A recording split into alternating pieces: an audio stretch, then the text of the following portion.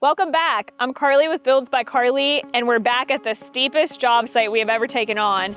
We've been doing a bit of a series here, so we have 2 previous episodes we shot going over all of the challenges that this job site has brought us. If you haven't seen those, go ahead and check them out. So today we're here with Ed with Bridges Masonry, and we're going to go over what made this foundation system different than our normal setup due to the site conditions that we have here and what the challenges were that came with it. So Ed, why don't you show us what we have going on here? Well, I've been in the masonry trade since 1985. I've been building cabins in the Great Smoky Mountains since the 90s, and this definitely is a challenge right here. For one thing, we have to get all of our material from down there, approximately 50 to 100 feet away. We bring all the block up here and have to raise up there to 16 feet high to the next level. But originally, when we poured the footings, we had to do all rebar placement and upright steel to the engineer specifications. But also, not just block and mortar we have to bring up here, we have to transport concrete up here via concrete line pump. And also, we have to go up in the air, we have to tie off to that tree right there so the hose doesn't fall. You know, gravity obviously falls downhill.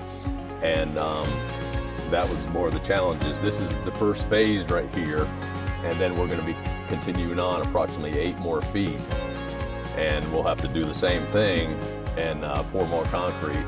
So you can see the challenges right here, but this is a $1 million view right here. This is beautiful. It is. And you know, at Bridges Masonry, we like challenges, and we like to be a part of something that's, you know, going to be a beautiful project and somebody will enjoy in the future. Many people will enjoy in the future. And I was here a bit while the guys were working, and they were actually bucketing up the material to our top bench here. It was crazy. Right. This is like the opposite. Normally we'll be on top and sliding our material using gravity, sliding it downhill to the foundation. But this is the opposite, where we're going up, so that makes it more challenging.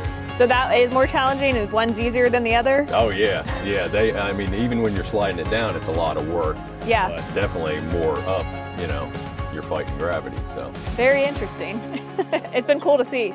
So looking around here, this whole setup is a little bit different than our normal setup here, but this one pier has a different form on it than the rest of them do. So why don't you explain to everybody else why this one is formed like this, but the rest aren't?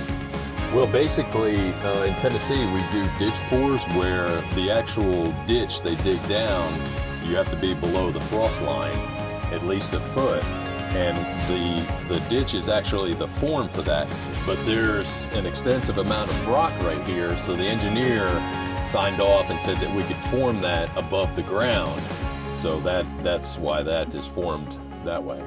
Yeah, it was funny for me when I showed up and I'm counting the piers and I'm looking around, I'm going, we're missing something, something's not right here. So I'm curious to know how often, in the amount of time you've been doing this, how often do you form on top of grade like that versus actually having a regular footer? It's normally not a lot. It just depends on the terrain. Sometimes we have to. It's not something that happens too much. Now, it depends on what part of the country you're in.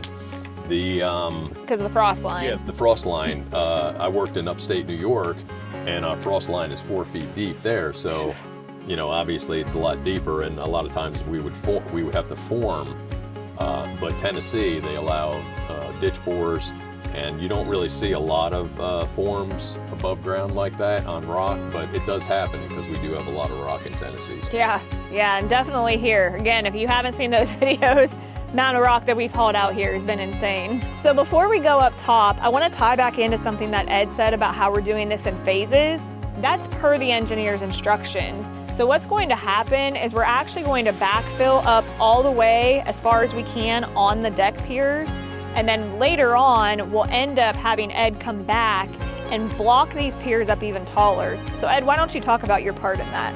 So basically what we have to do is we went 10 feet high here, and I think the overall feet is going to be 19 total. Phew. Match that up top there.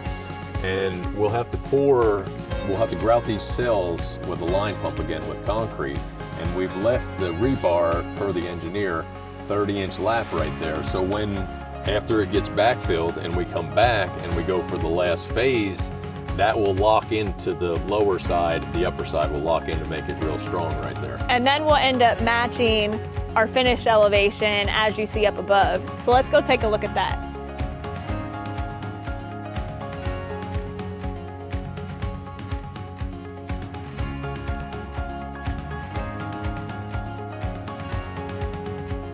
So I'd like to talk about this upper bench and what we have going on here with the foundation system.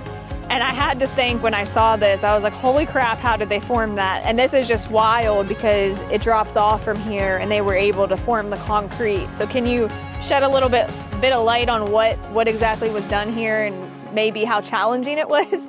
Sure.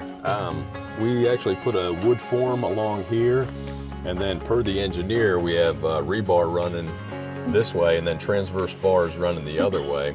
And we have over 12 inches of concrete up here, but it definitely was a challenge when we first formed this. Obviously on the edge there, you don't want to make a mistake. And but we had to form this, get everything up here, and then we had to run our concrete hoses up and around that tree over there and come through here and pour all of this and tie off to that tree. So it was definitely a challenge. Yeah. But you look at this view and it's beautiful. It really is. So how often have you formed on kind of a cliffside like that? Is that common? No, that's not a normal thing. You know, this has definitely been a challenge and definitely different from the norm. We do form work, but this is definitely something different. Yeah, I swear we've done everything we can at this job site to make it work with this steepness and these site conditions just to make this house work.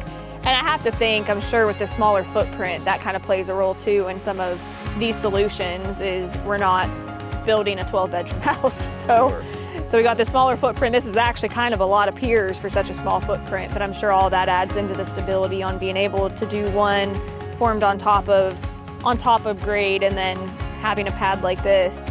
So I mentioned when we were down below, but now you're getting another angle from up top on what our final height will be for our foundation. So all of the other piers are going to come up to match this, and then we'll be roughly 30 inches above that for where ground floor level of the house is going to sit.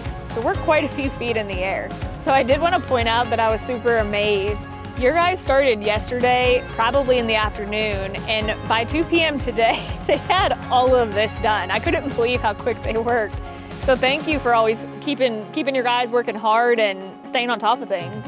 Yeah, thank you for these wonderful projects. It's been a blessing to work with. You sure they're wonderful? It's been challenging, and we like a challenge, but it's been a great experience, and for all the projects we do together. Yeah, we're happy to hear that. Thank you for all your hard work. So we really hope that you've been enjoying this series of this crazy, insane job site that we've taken on. And we hope that you follow along because there's more to come.